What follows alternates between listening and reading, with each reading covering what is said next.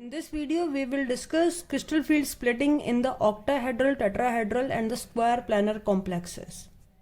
So in last video, we have already done the octahedral part, but here also I am just giving you the explanation from where it is started. That initially we considered a metal ion a point charge. हम किसी भी एक metal ion को point charge समझते हैं, and all the ligand are approaching this metal ion to form a complex. ठीक है, अब वो complex form करने के लिए depending upon the coordination number they will form a geometry. Now for example, if 6 ligand are approaching, then they will acquire the geometry of octahedral, and if it acquires, or we can say surrounded by 4 ligand, that is 1 2 3 4, then it acquires a tetrahedral geometry.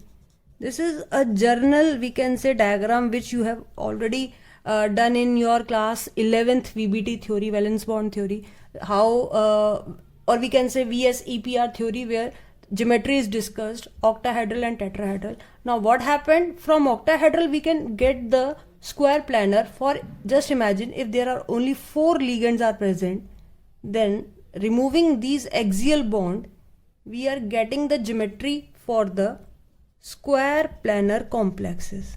So that is, from the octahedral only, if we remove the 2 ligands, we get the square planar geometry. Now we will discuss how this theory put forward in the crystal field part. Now in case of the metal ion which is maximum d block elements always, so they have a d orbitals. Now d orbitals, total 5 d orbitals are there. 3 will in between the plane, any of the plane it can be. So these are the 5 orbitals: xy, yz, zx, x square minus y square and z square. So we can say these 3 are the orbitals which lie in between the plane, whereas these 2 are lie along the axis. So all the d orbitals in metal ion is degenerate because they all are having the equal energy. Now the moment any of the ligand approaches, or 6 ligand or a 4 ligand approaches in a spherical symmetry, then the energy of these 5 orbital will rises.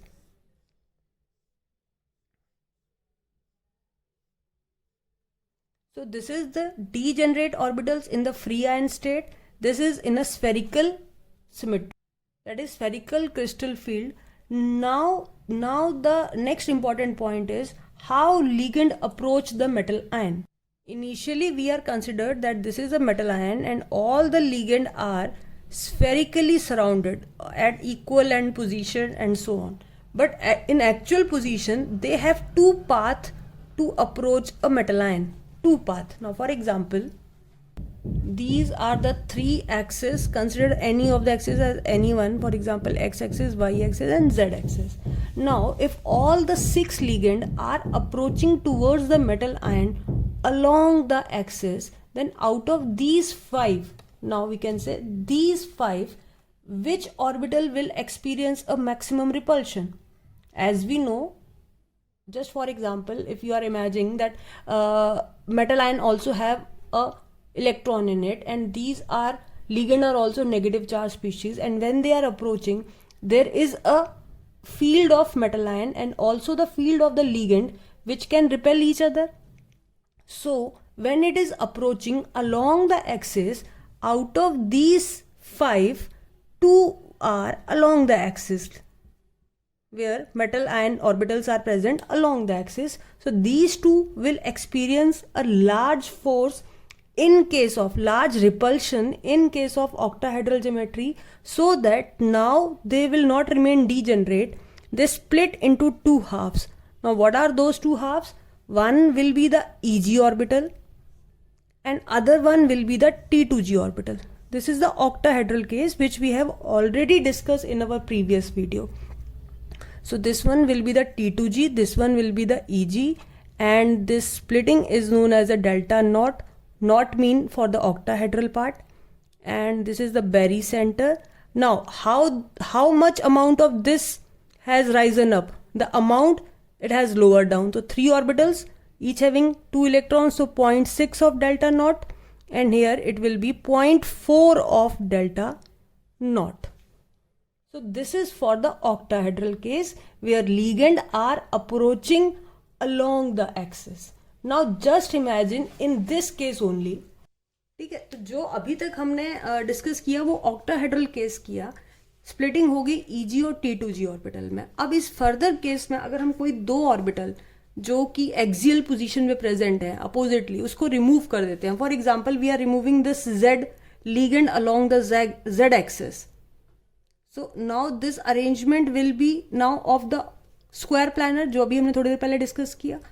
अब इन पांचों orbitals में से ये तो पहले split हुआ पड़ा था, ठीक है.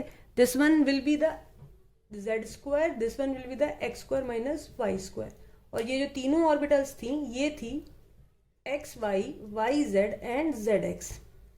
The moment we remove the ligand along the z axis, now z axis will experience the less repulsion. Here also it experience a less repulsion. एक पॉइंट तो ये हो सकता है. इसी को रिवर्स कह सकते हैं हम कि x square minus y square की ज्यादा रिपल्शन होगी in comparison to z square. Again x y की ज्यादा रिपल्शन होगी in comparison to these orbital. So now in case of square planar complex, this further split into.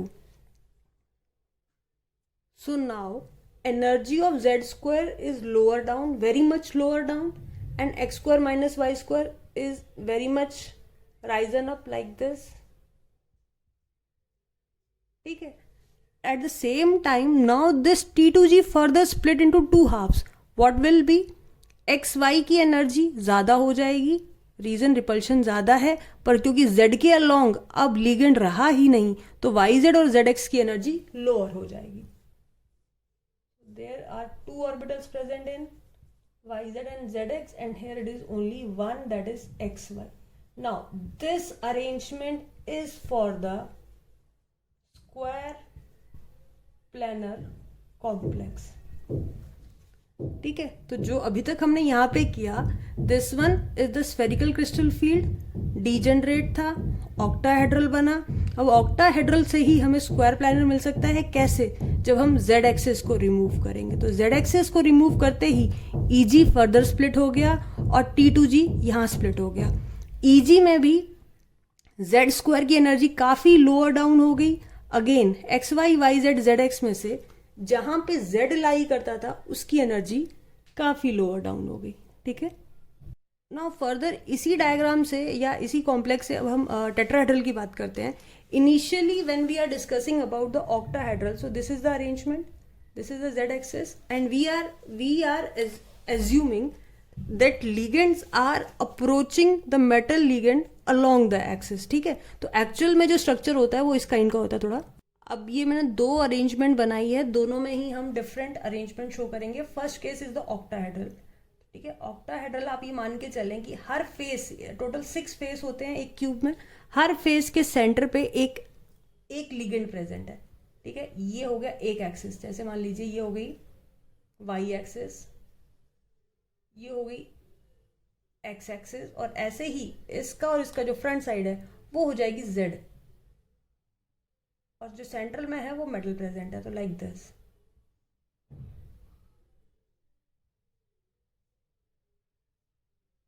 ठीक है. So now in this case all the ligands which are approaching, they are approaching along the axis. If we are considered these three as an axis, x, y and z, this is for the tetrahedral arrangement. This is for the octahedral arrangement. और इसी octahedral में से अगर हम कोई भी एक plane हटा देते हैं then it is converted into the square planar. Now what happened in case of the tetrahedral? We take a metal atom, जो central metal atom है यहाँ पे है. अब जो ligand है वो दो opposite face के diagonal पे present है. Now for example इस face का diagonal ये हुआ like this. ठीक है. और इस फेस का डायगोनल ये हुआ. ठीक है. अब ये डायगोनली यहां से ये ऐसे अटैच है, ये से अटैच है. This one is now the tetrahedral arrangement. ठीक है. टेट्राहेड्रल अरेंजमेंट में अब जो एक्सिस है वो इस तरीके से है.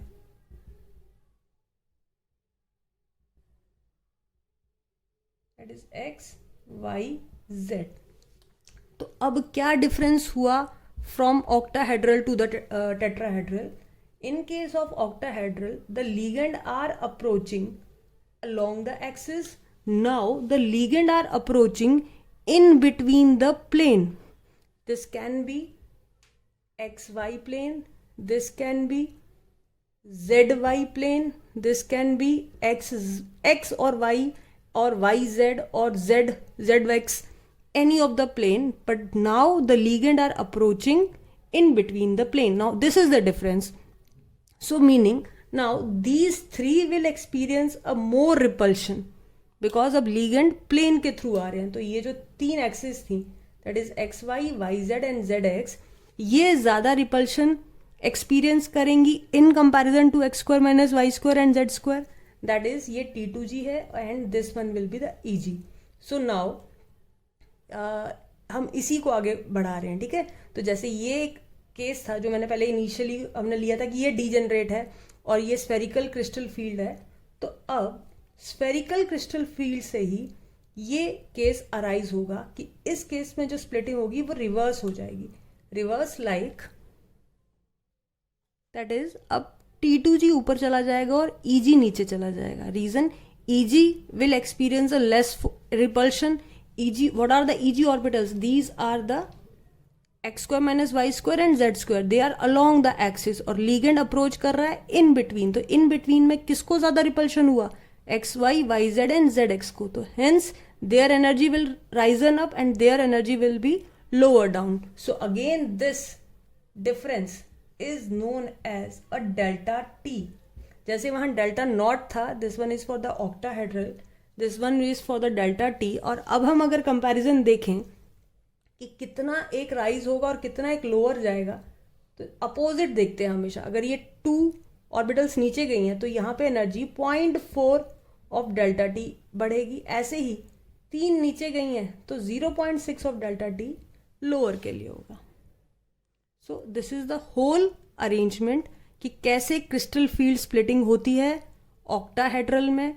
इसी का जेड एक्सिस हटाया तो स्क्वायर प्लानर में, और अगर हमने इन बिटवीन द प्लेन लिया then is the tetrahedral. Initial लेंगे डीजनरेट था, स्फेरिकल में आए एनर्जी राइजन अप हुआ. अब फर्दर ऑक्टाहेड्रल में स्प्लिटिंग हुई Eg एंड T2g में. नाउ फर्दर स्प्लिट होगा if it is in the square planar field.